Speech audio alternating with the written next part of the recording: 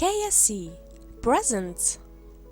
A homeless man reinvested donations into craft supplies and achieved impressive results. Jon Masters lived in a boat with her service dog, Sheba. But when he was briefly put behind bars for trespassing on a beach, the leaky vessel sank because he wasn't there to bail out as usual. He lost everything. So with no home and no money, and only his trusty companion by his side, his next move was surprising, but it turned his life around. In fact, Masters is not the name Jon was born with. It's his artist handle, and his real name is Peel. He adopted Masters when he first became an artist. Once a resident of New Orleans, he started out as one of the painters in Jackson Square, a center for bohemians in the middle of the city's French Quarter. Masters had begun to paint in about 2010, but when it came down to it, he hadn't exactly been employed for what probably amounted to many years. As he put it, he hadn't had a job in a long time. He'd suffered some from anxiety and some run-of-the-mill mental issues, as well as persistent aches and pains in his shoulder. Perhaps tiring of the competitive atmosphere of Jackson Square, Masters aimed for a change of lifestyle. He gathered up his savings and bought himself a home. In fact, this was a boat. A Far East Mariner ketch that measured 31 feet in length. It wasn't what you might call brand new. Indeed, a lifetime of use had left it somewhat leaky. Aboard Masters' vessel with him was his companion Sheba. When a trainer of service animals had seen Masters struck down by a fit in Jackson Square, they had taken action. They had offered the artist a feist puppy with training in recognizing seizures and aiding those who have them. And whether dogs really are man's best friend, we don't know, but Sheba became Masters. Masters set sail. With his course set for Key West, Florida, he hoped to join in the sunset celebration happening held in Mallory Square on that city's waterfront.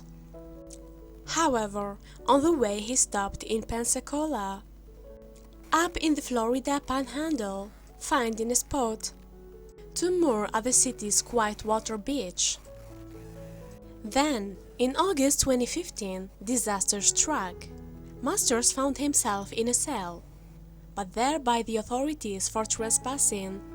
They had told him that he couldn't keep a dog on the beach. The artist went to jail for 2 weeks, while Sheba ended up in an animal shelter until members of the local Humane Society found out, and stepped up on pet care duties until Masters was released. That alone may have been enough to dishearten the artist, but worse was to follow. It turns out that without him present to bail out his leaky boat every day, water levels inside began to rise to the point of disaster. Indeed, the old yacht sank beneath the waves, and Masters was once more homeless. Well, first of all, he was well acquainted with rough sleeping. So, he was able to find a place to sleep in the area of Warrenton, not far from Pensacola, but for a man who liked to paint, one loss was proving intolerable. He had no supplies with which to create his art and no money to acquire any either. So, Masters headed out to a spot by the road on the city's Navy Boulevard and began gathering money.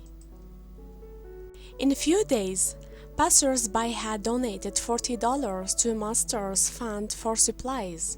Once he had a few bags, he went out and bought a couple of canvases and some black and white paints.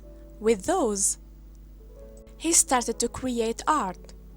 that he could in turn sell, and before long the artist was doing a roaring trade. Before long, Masters had made enough money to purchase a sleeping bag and to replenish his art supplies. His paintings showed an Asian influence, largely. They were landscapes that were filled with drama.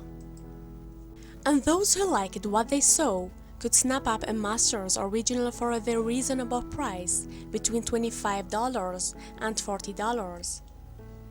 The market organizer said, "That's what we want to do. If one person can inspire our homeless population, that's what we need.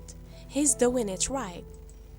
He knocked on the door, and a gun opened, and Masters was of the same mind. He had already contacted some people living with homelessness, trying to get them interested in putting their creativity to use. Masters told USA Today about his outreach. He said, "That's what I enjoy the most. I've got other homeless guys coming up to me to check out what's going on. They are hearing about my story from other homeless people." And it seemed that his work had begun to inspire others. The painter explained, "They are seeing the response I'm getting, and some of them are trying to figure out what they can do that's similar. They want to know how I learned to paint. They want to do something on their own. I'm actually able to inspire others. To me, that's the best part about all of this." But would the man himself remain a resident of that area? No longer having a boat meant that Masters' options were more limited. And it turned out that he was happy where he was. He told USA Today, "I might stay here in Pensacola. I like it here, and the people have been really great. They appreciate what I do, so why go somewhere else?" And what did the artist think about his misfortunes, and how he overcame them? He shared with USA Today his positive outlook. He said, "Nothing bad really happens. That's what I believe. It's just that not enough time has gone by to find out what the good that will come of the situation will be." Thank you for watching, and don't forget to subscribe.